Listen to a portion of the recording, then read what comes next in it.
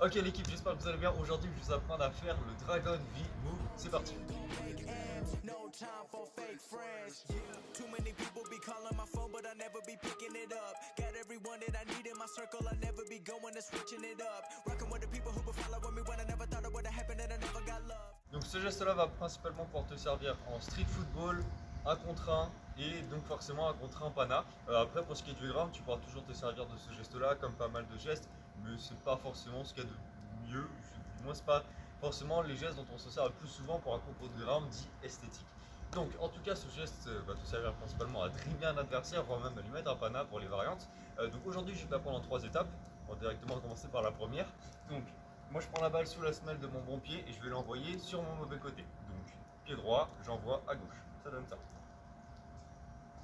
Jusqu'à là tout va bien. Et justement ce que je viens de faire c'est la deuxième étape. Je vais directement chercher le ballon avec ce même pied, mais en deux temps. Ça veut dire que je l'envoie, mon pied droit reste où il est, et après je vais la chercher. Là forcément j'ai forcé, normalement il n'y a pas besoin de faire aussi gros saut, mais en gros ça donne ça. Étape 1, étape 2, je vais la chercher, et donc du coup je vais pouvoir faire un léger saut, un léger avancement de mon corps sur du coup, mon côté gauche, à l'aide de mon pied d'appui, qui est mon mauvais pied. Donc ça donne ça. Étape 1, étape 2, là. Voilà. En sachant que oui, j'ai oublié de le préciser, mais tu as dû le voir dans les vidéos, l'adversaire est face à toi au moment où tu fais le geste. Donc là, si l'adversaire est juste devant moi, je balance le ballon ici, hop, je transfère mon poids du corps juste là en avançant. Donc du coup, là, on arrive à l'étape 3. Je switch de direction et j'accélère. Comme ça. Et là, départ de course. Hop. Donc si on reprend les 3 étapes, ça donne ça. Étape 1, 2 et 3. Donc en fait, comme tu peux te rendre compte, en vrai le geste est plutôt simple, genre c'est juste un petit décalage et après tu vas partir de l'autre côté, donc c'est vraiment une feinte de départ. Après la grosse subtilité, ce qui va faire que l'adversaire va vraiment partir dans la feinte, c'est-à-dire que si par exemple moi on le fait face à moi, on le fait de ce côté-là si c'est un droitier, en fait il va envoyer la balle là, moi je vais croire en fait qu'il parte là, du coup je vais un peu avancer mon corps et juste à ce moment-là, hop, ben décalage et moi je suis... En fait, ouais c'est ça, moi à ce moment-là je suis déjà pris un petit peu dans mon mouvement et ça va permettre de faire gagner 1 à 2 secondes à mon adversaire et là, dans les 3 quarts du temps c'est suffisant pour pouvoir soit décocher une frappe si tu étais devant le but et que le défenseur te gênait, soit carrément pouvoir faire une bonne passe, etc. En tout cas comme la plupart des dribbles ça va pouvoir te permettre de créer ce petit temps d'avance sur ton défenseur. Et donc mes deux principaux conseils pour pouvoir réussir ce geste là, c'est vraiment de bien s'appliquer sur j'envoie la balle et après je vais la chercher. Et puis entre l'étape 1 et l'étape 2, que tu puisses légèrement faire aussi une petite feinte de corps avec ça. C'est-à-dire que en fait, les deux conseils s'appliquent en même temps. Juste si tu envoies la balle, tu envoies ton corps un petit peu avec. C'est important que ton corps parte avec le ballon, mais que ton pied n'y aille pas trop vite non plus. Il ne faut pas que ton pied suive le ballon de près parce que sinon l'adversaire ne va pas croire à ce moment où il va pouvoir essayer d'attraper. Et donc il ne va pas vraiment partir sur le côté que tu n'as pas choisi du coup pour partir.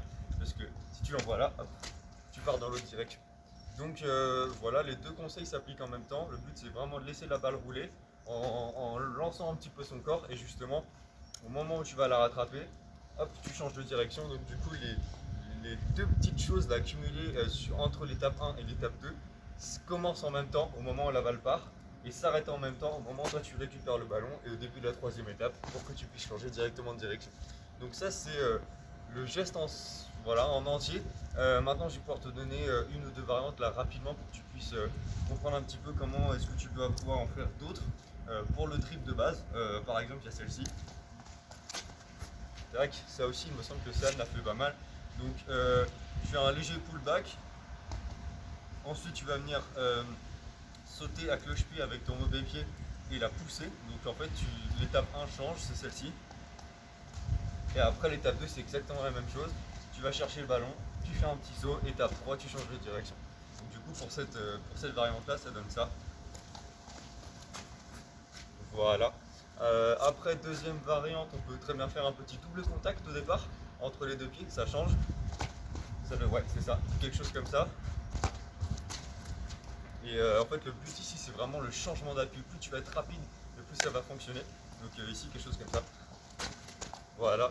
Et puis après en dernière variante, même si là du coup tu vas pouvoir faire une des trois, ça va être à la fin du geste, donc peu importe comment tu vas démarrer le geste, c'est une fois que tu es ici de pouvoir la récupérer avec le dessus, avec ta semelle en étant vraiment sur le ballon, comme ça donne ça.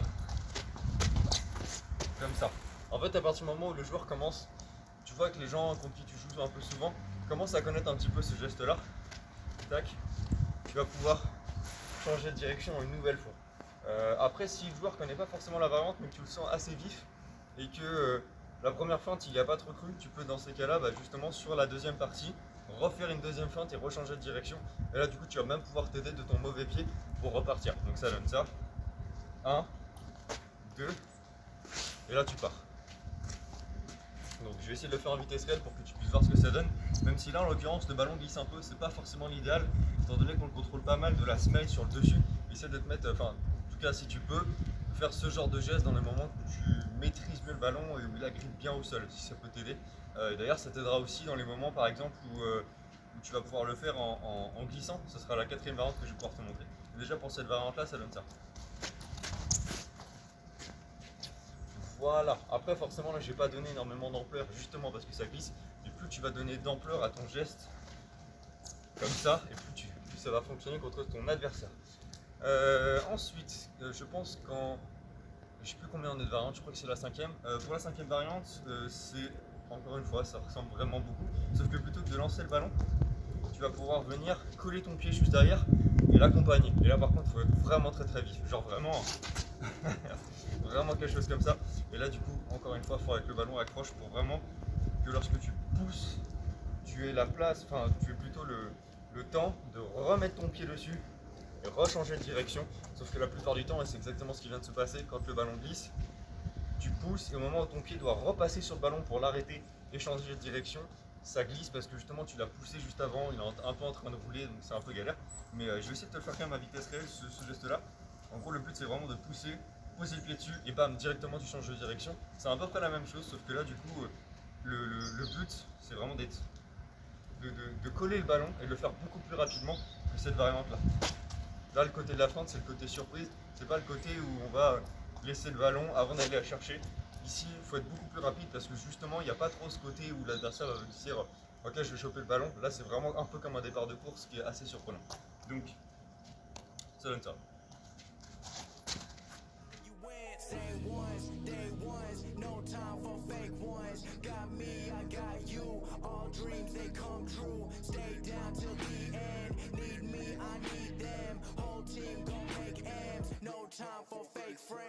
Je pense qu'on va enfin pouvoir passer au pana. Hein. Donc, tout bête. En vrai, c'est vraiment une belle base. Le départ du Dragon V-Move, tu le fais normal. Là. Ensuite, juste ici, tu vas pouvoir venir du coup amener ton pied, comme la deuxième étape. Tu vas chercher la balle. Et une fois que tu as fini la deuxième étape, plutôt que de repartir sur la troisième et de partir comme ça, tac. Étape 1, étape 2. Juste là, au moment où l'adversaire va avoir posé son pied sur le ballon, tu fais un glisser intérieur, comme ça. Donc là, admettons que tu es quand même vachement près de ton adversaire et tu vois que, par exemple, il a le même pied fort que toi. Donc moi, si je joue contre un droitier, je vais quand même pas mal tenter ce geste-là.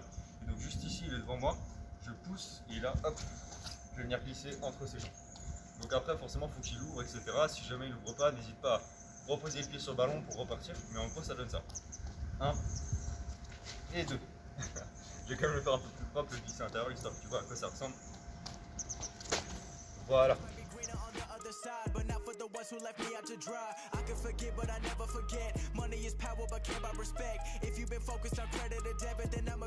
Après, bien sûr, la troisième étape en fin pour le pana est bien sûr cumulable avec une première étape qu'on a vue en variante, c'est-à-dire que tu peux très bien faire quelque chose comme ça pour mettre le pana. Donc en gros, après, c'est à toi de choisir la première étape que tu veux, donc le lancer du geste, et puis la fin. Soit tu le mets en pana, soit tu changes de direction, soit tu rechanges de direction même une autre fois. Voilà, après c'est à toi de voir dans quelle situation tu es, qu'est-ce qui est le mieux pour toi. En tout cas, ce geste-là, il pourra te mettre au moins un bon dribble, un pana, éventuellement une situation dans laquelle tu vas pouvoir te retrouver sur ton pied fort avec un léger décalage du défenseur, donc éventuellement une frappe. Si tu joues par exemple en futsal, c'est assez pratique de pouvoir enchaîner derrière. Et il y a pas mal d'autres choses comme ça. Donc si jamais tu as des questions comme d'habitude, n'hésite pas à me le poser dans les commentaires, j'y répondrai avec plaisir. Et puis voilà, je pense t'avoir tout dit. Allez, à la prochaine.